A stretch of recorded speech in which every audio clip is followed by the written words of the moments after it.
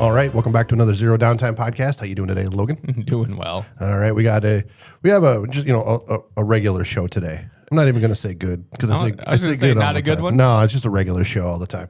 A regular show today. Usually it's good, but regular today.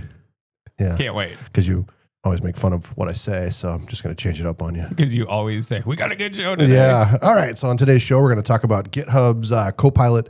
It's got a new credit crunch going on, and I found that interesting. Windows Net Logon zero-click RCE under active attack. That one's really cool, and I'll tell you why when we get there, obviously. Japan's tooth-regrowth drug. I find this interesting because, you know, when you get older, you start losing teeth. People do, you know. I still have a baby tooth. Well, you actually may be primed for something like this. I know it. And I'll tell you why you might actually be the good subject for it, and not somebody who has adult teeth that have fallen out. And trying to regrow their whole mouth. No, just one tooth that fell out. Okay. Microsoft pulls the plug on Office 2019 for Mac, Apple products, iPhone, whatever. And Starbucks AI can't count the coffee cups right.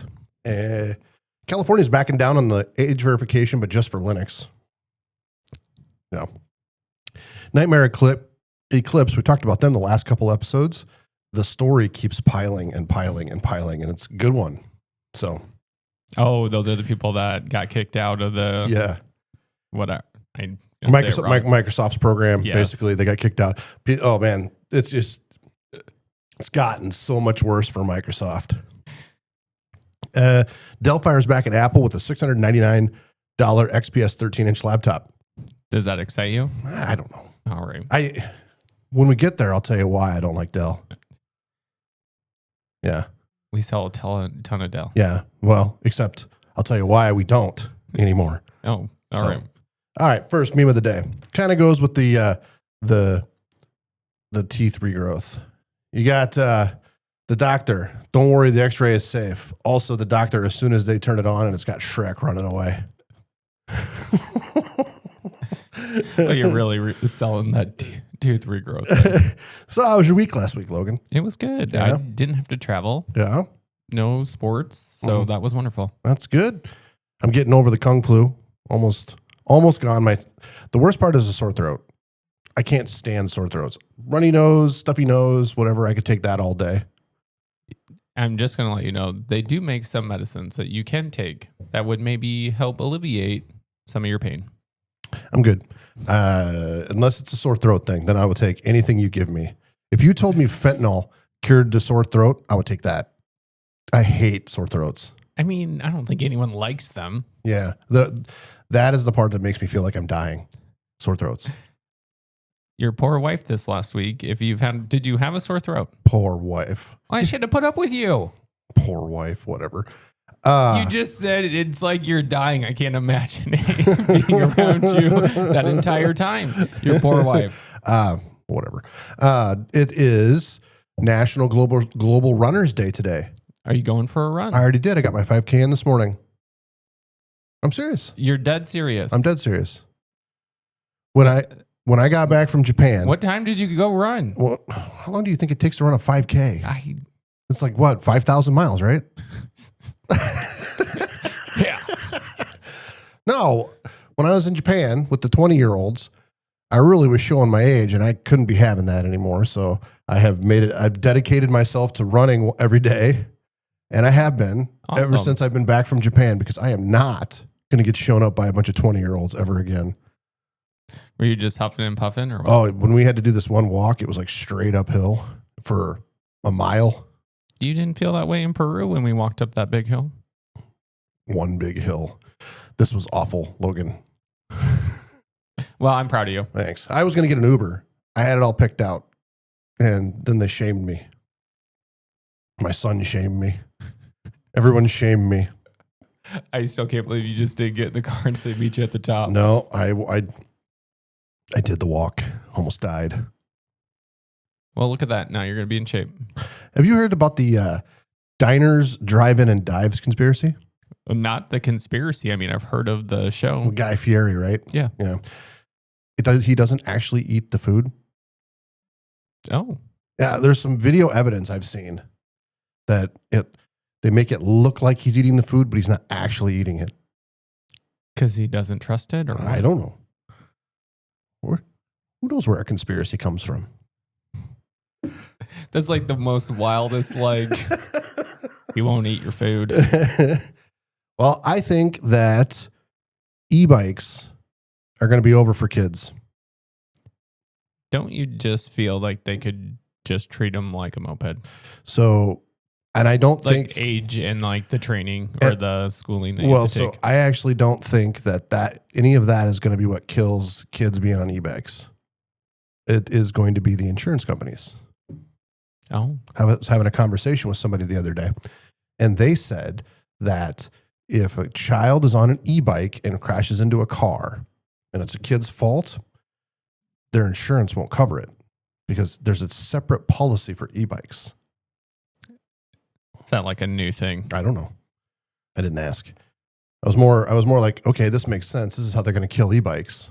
Yeah. Is they're going to require, all the city has to do, or the government has to do, is say, in order to drive an e-bike on the road, you have to carry insurance on it. Yeah. Boom, done. Because insurance companies will say, well, nobody 14 and under. Yeah. No classes, no nothing. It'll just be, it's not really a bicycle. It's a motorized. Yeah, that's what's going to be what kills e-bikes. It won't be any type of city ordinance or anything like that. It's going to be the insurance companies.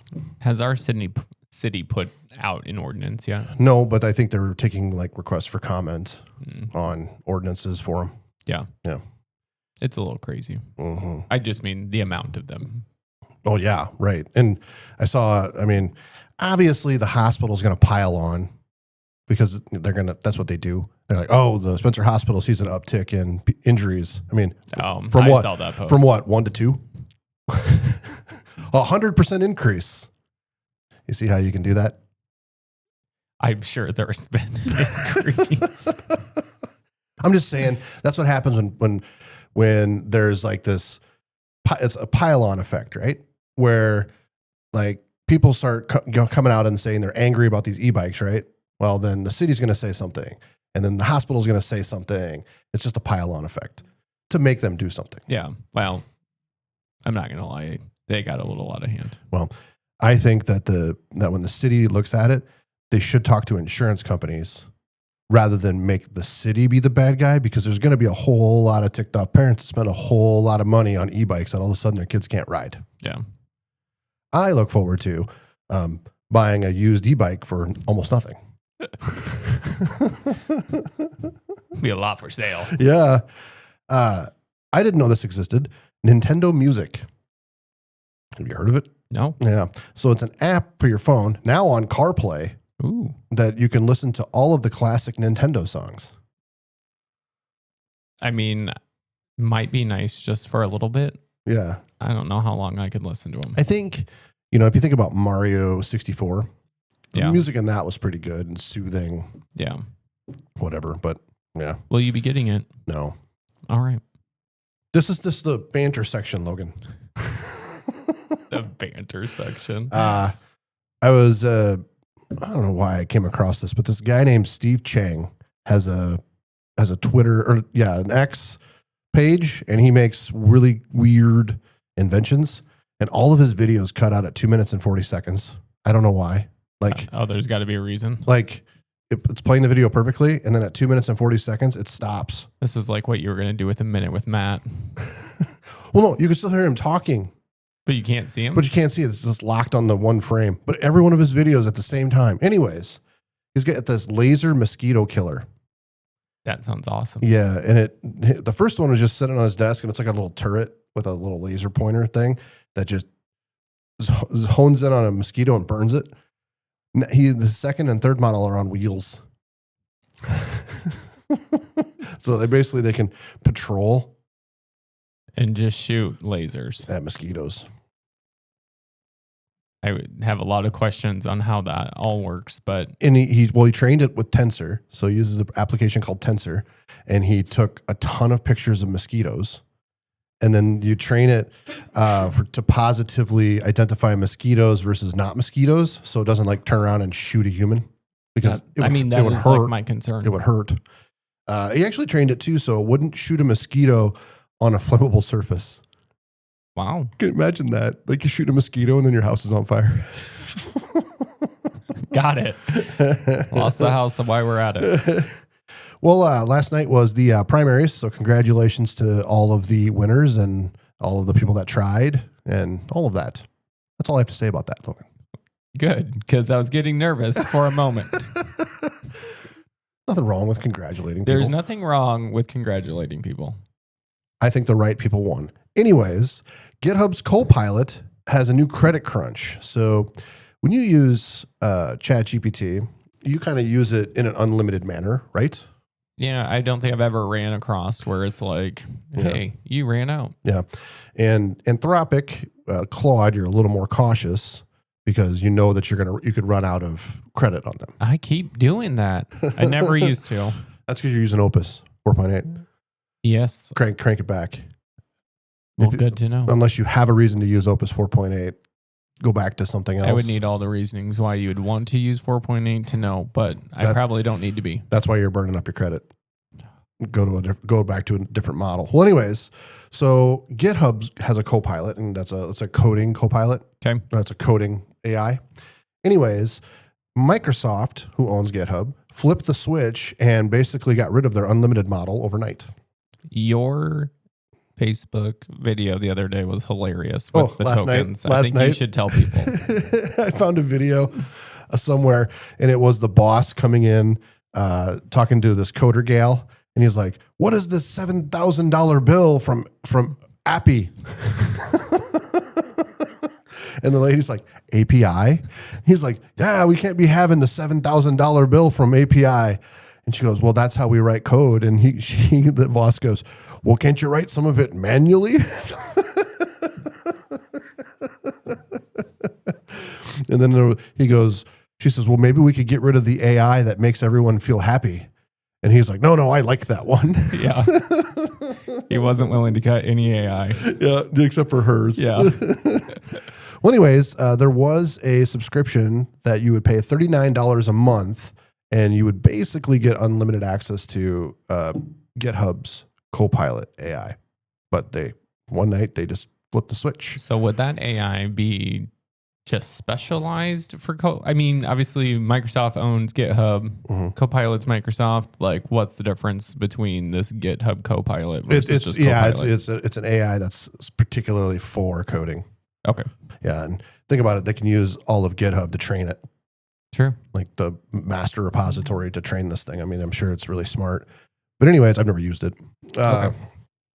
So anyways, most people are saying now that they've burned their monthly allowance in just a couple of hours. Yeah. This podcast today is not kind on Microsoft.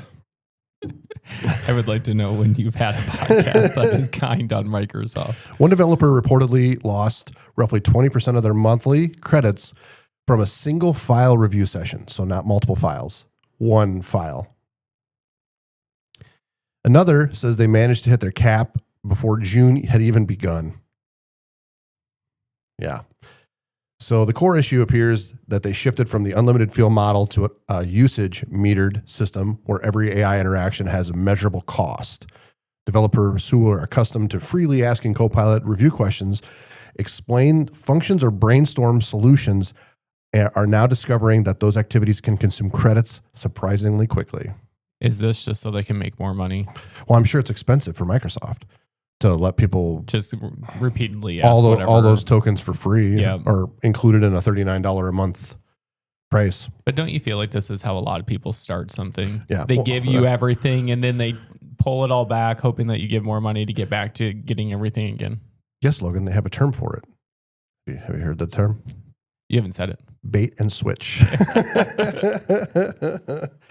So this is actually becoming a broader trend across the AI industry as company moves beyond the growth at all costs phase, which is give it all away for free.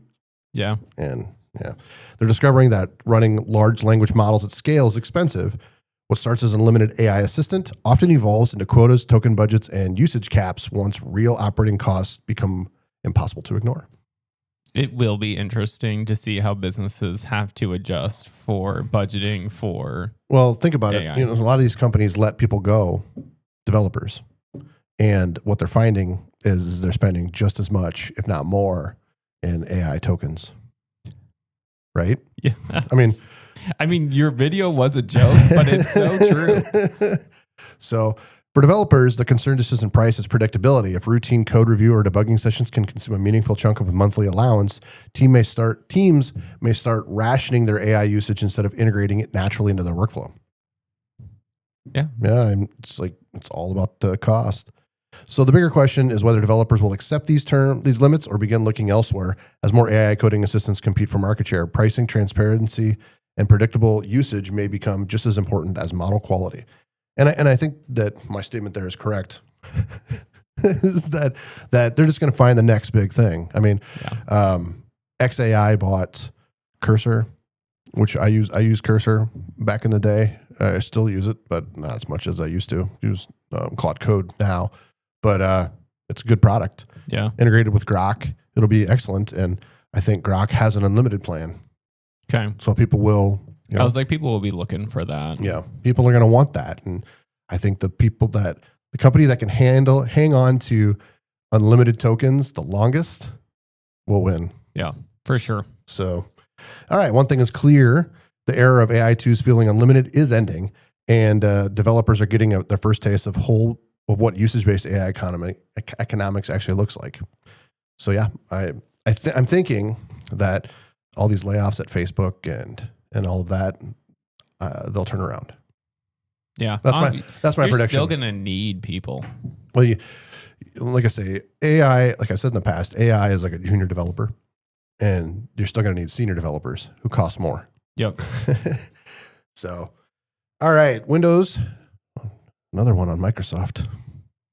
Oh no, who wrote this whole podcast? Windows Net Logon zero-click RCE under active attack. So why I like this one. So there's a lot of them out there. Linux too has them right now. Like a lot of operating systems are vulnerable to stuff right now, but a lot of them you have to have access to the machine. Okay. This one is a remote vulnerability. Okay. Which makes it more exciting. So Microsoft's latest nightmare is critical vulnerability in Windows Net Logon. Security agencies are now confirming that it's being actively exploited in the wild. So like I said before, it's a big deal because it affects the servers remotely. So it targets Windows domain controllers, the servers that effectively hold the keys to the organization's entire Active Directory environment. When you type your username and password, it goes to Active Directory to let you in. Okay. Yeah. If a domain controller fails, attackers can potentially control user accounts, passwords, group policies, and every Windows machine joined to the domain. This has a CVSS score of 9.8. That's really high. 10 is as high as it goes. I was going to say, is this out of 10? Yeah. So it requires no credentials, no user interaction, no phishing email, no malicious attachment, just network access to the domain controller's net logon service, which if you log onto the machine, or if that machine that you're on can log onto the machine, you have access. So researchers say attackers can send a specially crafted net logon request that triggers a stack-based buffer overflow. So what a buffer overflow is, anybody who doesn't know, when you define a variable, you define a size with the variable. Like in C, you'd say that this variable is 16 bytes. Okay. And if you put 17 bytes into it and don't check, it overflows and breaks the program. Okay. So that's an untechnical way of saying what a buffer overflow is. So potentially giving the system level code execution on the domain controller. In practical terms, that can mean complete domain takeover. Now the flaw was patched back in May 12th, Patch Tuesday. But organizations that haven't updated their domain controllers are now at serious risk because exploitation has moved from the theoretical to real world attack. Belgium's National Cybersecurity Agency issued an alert warning that this vulnerability is actively being used. For IT departments, the message is simple.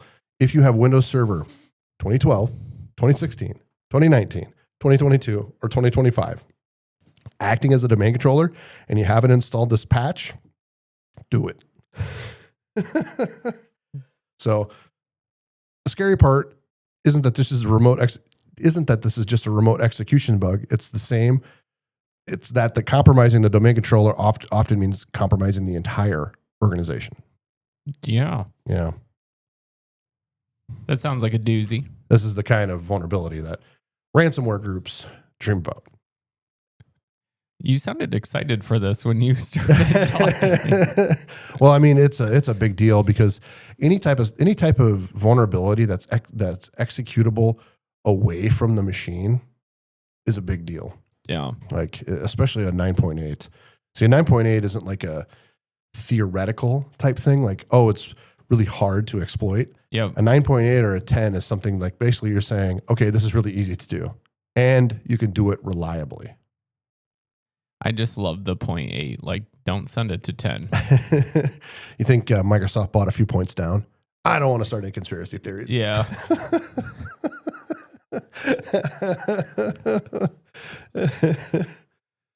It just makes me laugh that it's 0.8. Yeah, I don't know what makes the difference between a 0.8 and a 1 and a 10. Yeah, that's all I was wanting to know. Yeah. Japan's going to regrow teeth. I'm all for learning about this. Yeah. So Japanese researchers are testing a drug that could allow humans to regrow new teeth instead of relying on implants, bridges, or dentures. The treatment, called TRG-035, why they couldn't think of a cooler name, tooth-regrower 5000. I mean, they missed their calling on reaching out to you for some marketing support. One of my favorite Mitch Hedberg jokes is he wants to be an appliance namer.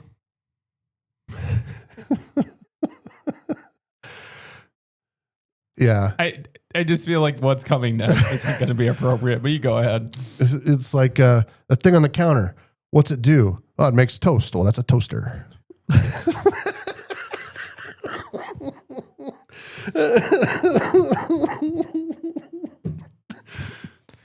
He is my favorite comedian. He was gone too soon. I was like, I do know you enjoyed him. So now that we're here, I can give you a few of my other favorite Mitch Hedberg jokes. Oh, perfect. All right. I don't have a girlfriend, but I know a girl who'd be really upset if she heard me say that. I wish my phone number was the same number, so that way I could just tell people, just start pressing 5. Eventually you'll get me. One more. Dogs are forever in the push-up position. Anyways, it works by blocking a protein called USAG-1, which normally suppresses tooth development. Researchers believe humans may still possess dormant tooth buds that can potentially be reactivated.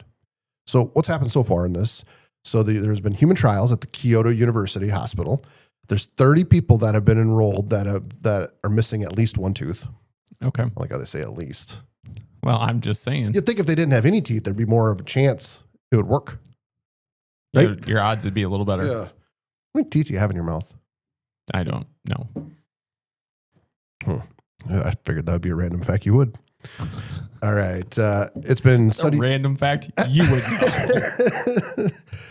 Early animal studies in mice, ferrets, and dogs successfully stimulated the growth of new teeth. The current trial is primarily evaluating safety and dosage rather than proving tooth regrowth in adults. Did you know they used That just means so they don't die? Yeah.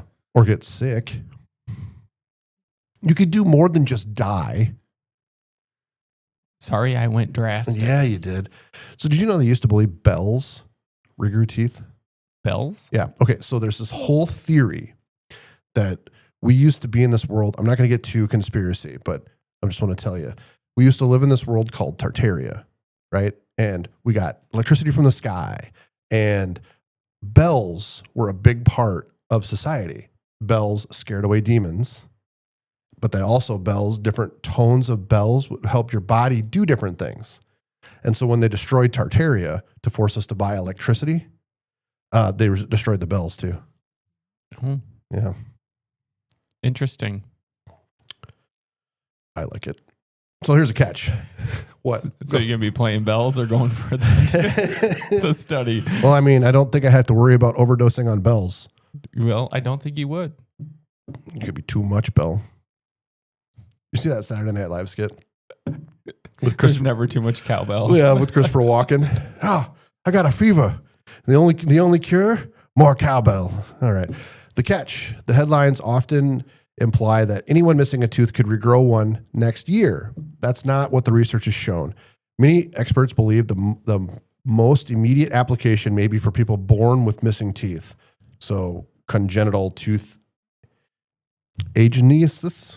I don't know that word. But so like I have one baby tooth that doesn't have anything behind it. Emery has a couple. Yeah. But it's hereditary. But there could be, because I think it's either my mom or my dad are missing a couple as well. But you could have a tooth bud underneath that. Well, they say I don't. But I mean, that didn't sprout. I should be a part of this study. Yeah. That and turkey. Okay. Because because they may still have dormant tooth buds available to stimulate. Whether the treatment can routinely regrow teeth in adults who lost them years ago remains unproven. So when can it be available? 2030. I'll just shorten it up. 2030. They're saying that if the trials go well. If the people make it. Yeah. Man, I had a vendetta against Microsoft yesterday. Shocker. So Microsoft pulls the plug on Office 2019. So if you're still using Office 2019 on Mac, iPad, or iPhone, there's a major deadline coming up. Starting July 13th, 2026, Microsoft will end support for Office 2019. That's fine. Yeah. I see nothing wrong with that. It's what happens after this that's the problem. Restricting functionality. So users will still be able to open and view documents, but the suite will effectively become read-only, meaning creating new documents or editing existing ones may no longer be supported through Microsoft services and licensing infrastructure. They're going to make it not work. Yeah. I mean, I'm just assuming I got the newer version than that. Oh, you're checking. Well, like I kind of know. So many users may find it comes as a surprise because Office 2019 was marketed as a buy-at-once alternative to Microsoft's subscription model. Unlike Microsoft 365, it doesn't receive ongoing feature updates, and its support lifecycle is now reaching the end of the road. The timing is particularly significant because Office 2019 remains popular among users who intentionally avoided subscriptions. Small businesses, schools, and home users have often chosen perpetual licensing to avoid monthly fees. Microsoft's message is clear. The future is Microsoft 365. What are you running? I have 365. Okay. Well, I think you have apps for business. I think A&P sells you apps for business. Sure. So I'm like, it's on the subscription model. Yeah. After you kept talking, I'm like, I would have used to have the 2019. Yep. But I know I'm not on that anymore. Yep. All right. So critics argue this is another example of software ownership slowly giving away to software rental. When people purchased Office 2019, many assumed they would be able to continue using it indefinitely. I mean, that's what I would have assumed. Probably to a point. Yeah. They were going to come out with something new, with something different. Well, I mean, you could effectively make it not work by changing the document format. Yeah. Right. There's other Instead ways. of just saying that it's going read only, but then maybe people would have complained. I saw on X, a guy had a picture of him running, I don't know if it was Office 2009 on his old Mac. So it still works fine, can still edit. That's awesome. While applications themselves may still launch, losing editing capabilities and support effectively pushes users towards upgrading or subscribing. For organizations still running Office 2019, now is the time to inventory systems and decide a migration strategy. Options include upgrading to a newer perpetual version, such as Microsoft Office LTSC. Would you fall for it again? No. Yeah. I just think too, like, as you keep going, I'm sure there's a lot of businesses that do a lot in Word. Yeah. But Google Docs pretty much has all the same functionality that you can. There are people that are adamant that they will not use that. Google Docs. Adamant. Like you could tell them until you're blue in the face that everything's the same, and they don't use advanced features. And they'll be adamant that they can't use it. And then, I mean, I don't even know what Apple's is called. Pages? Yeah, something like that. Or is that? They got pages, numbers. Yeah. Yeah. Well, there's actually another option is a piece of software called LibreOffice. Okay. It's open source, runs on Linux, Windows, Mac, runs in the cloud. I mean, it would be a really good free solution. So certain European governments use it. Okay. Because they wanted to get off the Microsoft standard. Yeah. I mean, there is options out there if you're not wanting to be on a license. Yep. So the broader story here isn't just about Office 2019. It's another sign of a technology's industry shift from software you own towards software that remains connected to ongoing service, subscription, and support cycle. That's the world we live in. I hate it so much. For users who bought Office 2019 expecting a one-time purchase to last forever, July 13th may just be a wake-up call. It will be a wake-up call. Well, I mean, when you think about your subscription, you pay $12 a month or something like that, right? Yeah. These people probably pay $200 for a perpetual license. Yep. That guy, well, it probably depends when you bought it. Because it would have gotten you well, if you were going to pay the $12 versus the $200, but yeah. It's stupid that to make you do that.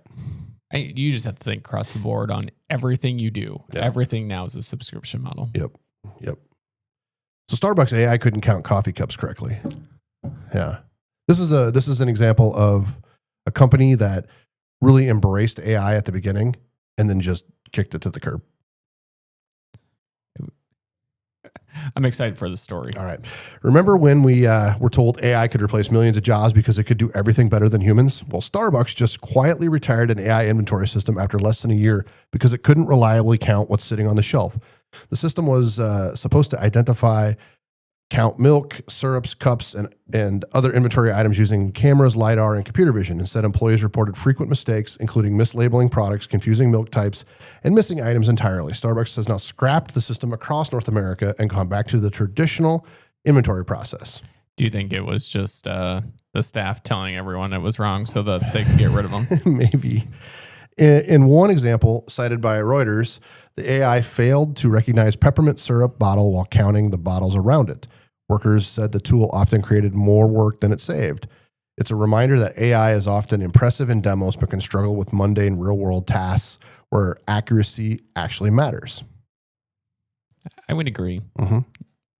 Meanwhile, one of the largest Linux software repositories has decided it has had enough. The maintainers of FlatHub, they distribute this thing called Flatpak. And what that is so in Linux, like if you install Debian Linux, you can do an apt-get and you can install an application, right? Or on Gentoo, you can type emerge, or CentOS, you can type yum install, right? Those are your distributions packaged products, right? Well, they may not have everything that you want. So you employ something like Flatpak, where people create a Flatpak of their product, and then you can install that application on your computer. So if there isn't an apt package for Debian, there's a Flatpak for it. Okay. So they've adopted a policy that largely prohibits applications containing AI-generated or AI-assisted code, documentation, or content from being submitted. Exceptions may be made for established products, but the default position is now no AI-generated submissions. So they kicked AI to the curb. Interesting. The reason isn't philosophical opposition to API, it's maintenance. Open source maintainers increasingly report receiving large volumes of AI-generated pull requests that look correct at first glance but contain bugs, security problems, licensing questions, or code the submitter doesn't fully understand. Reviewing those submissions can take more time than writing code from scratch. That's crazy. Yeah. Critics argue the policy may be difficult to enforce and could disproportionately affect open source developers while proprietary software remains largely exempt from scrutiny. So kind of just to give you what that means, it costs more money to review AI-generated code than it does to just write the code yourself. Yeah. I mean, I'm guessing too, it probably depends what you're doing. Right. When they're going through these processes. Right. So FlatHub's not alone. Across the open source world, maintainers are beginning to push back against what some call AI slop. Mass-produced code, bug reports, documentation, and pull requests generated with little human review. Researchers studying open source governance have found a growing number of projects implementing AI-specific contribution rules ranging from mandatory disclosure requirements to outright bans. The common theme isn't that maintainers hate AI, it's that AI dramatically lowered the cost of generating content, but it hasn't lowered the cost of reviewing it. Anyone can now create 10,000 lines of code in seconds. Somebody still has to read 10,000 lines, and increasingly that somebody is saying no thanks. So this week, to me, or this last week, kind of perfectly captures what's happening in AI in 2026. On one hand, you've got companies spending billions on AI and promising revolutionary productivity gains. On the other hand, you got Starbucks, who they couldn't count the cups. So what we're finding week by week or month by month here with AI is, are we actually reducing the amount of work that humans have to do, or are we pushing it off to something else? I mean, I think it's always that you're pushing it off. Right. But I think the biggest thing, and it's crossed all boards, is that you just can't trust AI the second you get something back. Like, just because you put it in, asked a question, or it gave you code, like, it doesn't mean that it's perfect. Yeah. And most people just trust it. We had a segment, you got a snippet, I don't know, it was the other day. We were talking, I don't know if we were talking about VPNs or what we were talking about. Did you see the comment on that one? You'd have to tell me what it is. I think we were We've talking. had quite a few comments lately. I think we were talking about VPNs. Nothing political, right? Because I feel like I really bite my tongue. Sometimes.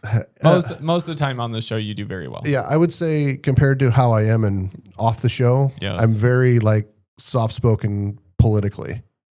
Boy, this guy was just trashing me. And I was like, we were just talking about VPNs. I'm guessing he didn't go back and watch the show anyway. Well, my thought here is that, do you think, and then sometimes you'll see completely unrelated comments under some people's posts on Facebook. Yes. Do you think that's the people are just stupid, or do you think that Facebook is getting it wrong? Oh, I mean, it's hard to say which one I truly feel okay, be politically correct. That's fine. That's fine. It's fine. People can comment on our videos. Well, I'm happy that people comment. It's just, I'm not being political. No. I think I know which one you're talking about. I'm reporting the news a lot of times, or giving a story. Yes. About something that's happened.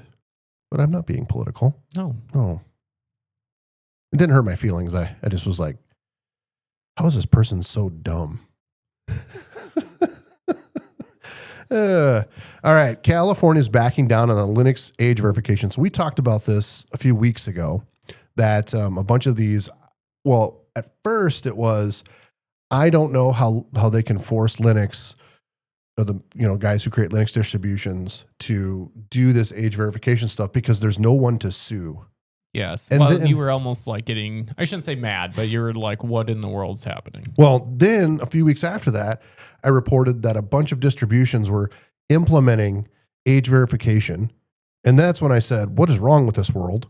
Like Unix, Linux used to be the rebellious operating system, right? Yep. Like, we chain a bunch of commands together and go home. That's what we do. Yes. Right. And all of a sudden we're bending over to lawmakers. That's not Linux. That's not Unix. We're the bad boys of the operating system world. Bad boys for life. So California lawmakers are walking back one of the most controversial parts of the state's upcoming age verification law after fierce backlash from Linux and open source communities. The original law, the Digital Age Assurance Act, AB 1043, required operating systems to collect users' age during device setup and share that age signal with apps and services. The requirement wasn't limited to Windows, Mac OS, Android, and iPhone. It also technically applied to Linux distributions. That immediately raised the question, who exactly is going to make Linux do this? And like I had said in the past, unlike Microsoft or Apple, most Linux distributions don't have centralized accounts, app stores, or corporate ownership structures. This is just a project a guy puts together with a whole bunch of free software. Yeah. Right? I can just skip that whole section because I summed it up. California is now proposing AB 1856, an amendment introduced by the same lawmaker who authored the original legislation. Authored the original. And I said that way wrong. You can speak up anytime. It was entertaining. The amendment would redefine operating system provider in a way that exempts software distributed under open source licenses that allow users to copy, modify, and redistribute the code. In practical terms, that means most mainstream Linux distributions would be excluded from the requirement. Windows, Mac OS, iOS, and Android would still be subject to the law. Linux gets a carve out because lawmakers appear to have realized that regulating a decentralized global software ecosystem is a lot harder than regulating a corporation. No doy. The amendment isn't final yet and has to move through the legislative process, but it represents a significant retreat from the original proposal. So I also think it will include Graphene OS, which is the Android offshoot open source operating system. So one thing I didn't put in here, coming up, I don't think it's the 13th. Someday this month or next month, Google's pushing that, what we had talked about in the past, pushing an update to your phone that basically makes it so all the applications have to be signed by known Google developers. That's happening this month. Oh, okay. So it'll happen silently, and then all of a sudden you'll try to open an app and it won't work because it's not signed by a known Google developer. Okay. Yeah. So Nightmare-Eclipse, Bitskrieg. Why is it funny?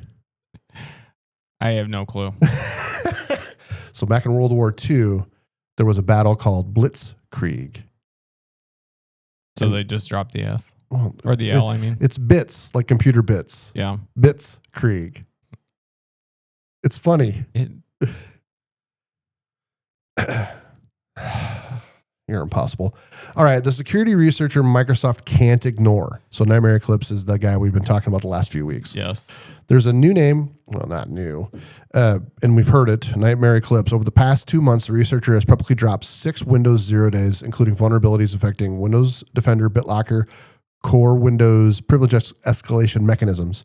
Some of those exploits were later observed in real-world intrusions, forcing security teams across the industry to respond. Now, Nightmare-Eclipse is teasing something even bigger, a project called Bitskrieg. You get why it's funny now. I get it. I laughed originally because of the Nightmare-Eclipse, knowing what story was coming. Oh, okay. According to the announcement, Bitskrieg isn't a traditional secure boot bypass.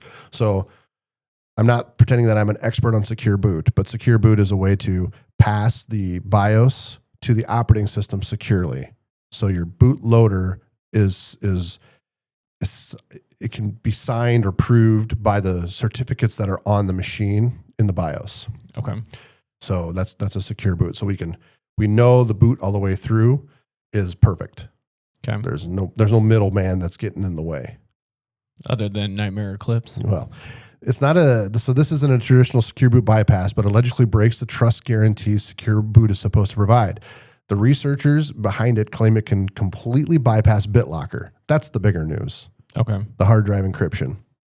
It may even impact confidential computing environments and confidential virtual machines if those claims hold up. This could become one of the most significant Windows disclosures of 2026, but the vulnerability itself isn't the most interesting part of the story.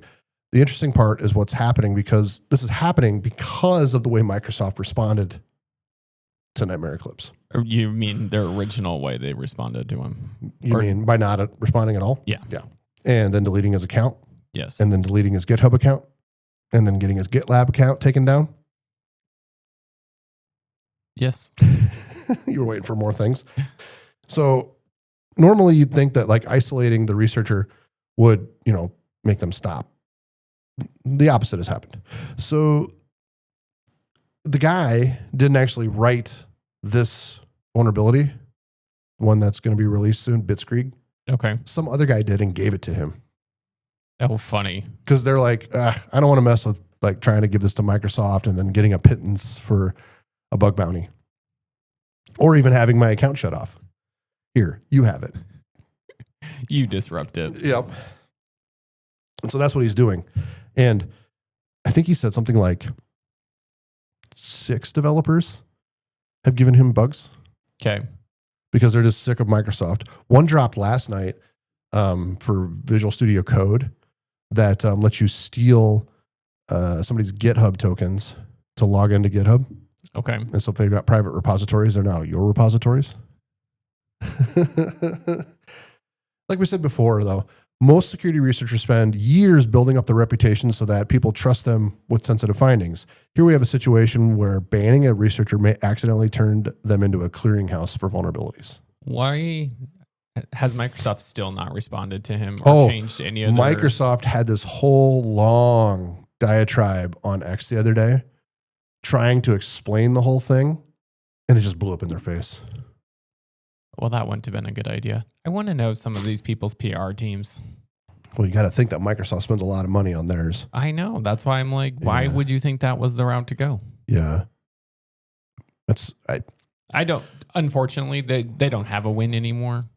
Like when they've already done what they're done. You're not putting the toothpaste back in the tube, as they say. Yeah. Like you've lost already at that moment. But what you're going to keep doing is going to keep getting worse. Well, I mean, now you've got other security researchers giving up their vulnerabilities to this guy to being like, yeah, stick it to Microsoft where it counts. So we don't have any proof that what the security researcher is saying is correct. However, past performance generally determines future results. Yeah, he doesn't seem like he lied in the past. Doesn't seem like he's lied in the past because he's proven it. Yeah. So why he's waiting until July, I don't know. Maybe he wants his account back. Maybe it's a threat to get his account back from Microsoft. You would do something like that. Maybe not. I would probably have a video of it working.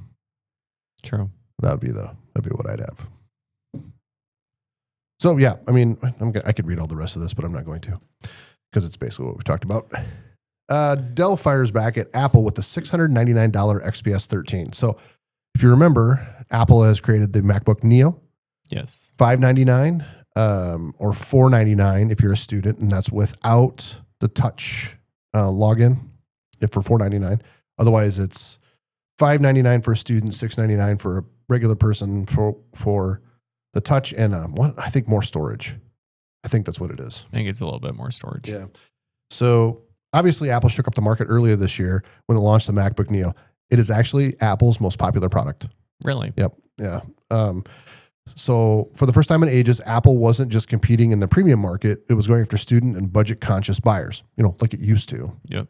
Now Dell is responding. At Computex, which I've never heard of that conference, Dell unveiled a brand new XPS 13 starting at $699 with a promotional student discount of $599. Dell is positioning directly against Apple's budget MacBook and hopes to win over students, young professionals, and anyone who wants a premium laptop without spending four figures. What's interesting is Dell isn't trying to beat Apple on price alone. The XPS 13 is marketed as Dell's thinnest, lightest XPS ever, weighing at just 2.2 pounds. It features a 13.4-inch, 2.5K touchscreen with 120 hertz refresh rate, Wi-Fi 7, and up to 32 gigabytes of memory in the higher end configuration. So that would not be the $699 configuration. I was going to say, you're out of that price point. Those are features Apple doesn't have in the Neo, which is true. I mean, it's 8 gigabytes of RAM, which I don't know if you've tried to run Windows 11 with 8 gigabytes of RAM. It's not happening. I don't have a Windows machine. Well, bully. Okay. Dell's message is essentially, if Apple can build a premium budget laptop, so can we. I think the fact that Apple controls its own silicon, that it makes a big difference. Am I jumping ahead? But why are you against Dell's now? Oh, yeah. So as A&P, when we try to sell Dells, which is fine, people recognize the name Dell and want to buy Dells. What Dell does to us MSPs, TSSPs, anyone who sells their product, is we have an account manager. He'll sell us it at a discount so then we can sell it for MSRP. Yeah. We get them on the customer site. The customer fills out the warranty and registration. And then Dell end arounds us and sells the products directly to the customer for less than they'll sell them to us for. Wow. Because you always like their support. Like after that the warranty was always really good because they would send somebody to fix it. Yeah. But for me, it's not worth when a customer. Okay, so think about this from A&P's perspective. Okay, so we have a lot of overhead when we order a computer, right? Yep. Because we have somebody that does the ordering, somebody that does the intake, somebody that does the initial setup, make sure everything's working. Yeah. And then usually we deliver it to the customer site, install it for them, do all of the things, right? Yes. So we have some overhead there. Sometimes copy files, do all of those things. Well, what Dell does is they'll sell it to the below MSRP price to the customer directly. Then the customer brings the computer to us. We do all the same things, and then we bring it back and put it on site. Yeah. And we're talking a difference of $30 in the end, right? Yeah. But the customer sees a $30 savings. Yeah. But what it does for us is it adds a ton of overhead time, because a lot of times the customer won't tell us when they're buying a computer. They'll just show up. Yeah. And then they expect it done right now. And, we plan our schedule out for a month. Yep. And so it's hard for us when we don't order it for the customer. Yeah. All for a $30 savings. Makes sense. Is that a good enough reason for you? It is a good enough reason. So Thank you. Lenovo makes a great product. And as of right now, they haven't done this to us. Yeah. And the pricing is very similar. Yep. So this isn't all accidental. The PC industry has been struggling with slower consumer spending. Yeah, because computers are super expensive. Yes. That's why they're struggling. Yeah. And both Apple and Dell are trying to attract younger buyers who may not have $1,500 to spend on a laptop. Dell executives openly acknowledged that Apple's MacBook Neo validated the market that they've been talking about for years. Premium laptops at mainstream prices. What a stupid thing to say. Again, I'd like to know who's on their PR team. No, I would not like to pay less for a premium laptop. What a stupid thing to say. I just feel like, and I'm biased to Apple machines because that's all I use, but I feel like that MacBook Neo will last way longer. Yeah. Ethan and I, when we were in Japan, he had never seen a MacBook Neo, and they had some in the stores there. And so I told him to try it out, and they had, obviously like your MacBook Pro sitting next to it. And I'm like, do the mouse, do the trackpad. And I'm like, when you push the Pro trackpad, you notice how it doesn't move, but it feels like it moves. Yeah. And I'm like, touch the Neo. It feels the same, but the trackpad moves. Yeah. And I'm like, Apple did that. And that's pretty amazing. Yep. So the bigger story here we may be seeing is the beginning of a pricing war. For over a decade, laptop makers have steadily pushed prices upward. Now, Apple is selling a MacBook for $599, and Dell is bringing back the XPS 13 at essentially the same price point for students. Consumers are the obvious winners here. Yes. Yeah. Just a few years ago, a $600 laptop meant plastic construction, mediocre display, and compromises everywhere. I mean, a $600 laptop usually sucks. Yes. Yeah. Today, Dell and Apple are fighting over who can offer the best premium experience at the same price. And if this continues, the days of $1,500, of spending $1,500 just to get a nice laptop might finally be coming to an end. I mean, that'd be nice. That would be nice. I mean, for everyone. Get a consumer win. Yeah. You don't get those too often. Do you know Amazon has an AI doctor? That you can just like go on and tell them how you feel, and they're going to tell you what you have? It'll give you a prescription. Wow. I might be trying that today. You just said you don't take drugs when you don't feel well. Yeah. Does your throat hurt over there? No, my throat's not hurting, but my nose is really stuffed up, and I don't spend my days talking like this, right? I don't usually talk this much. So I've actually, as I've been doing this, realized how sick I still actually am. You don't sound as bad until you start laughing, and then you sound like you smoked a few packs smoker's cough a day. Yeah. My wife was saying this morning that she thinks I need a steroid, and I think that's a Z-Pack. I think those are steroids. I think they are. I think they give those out like candy.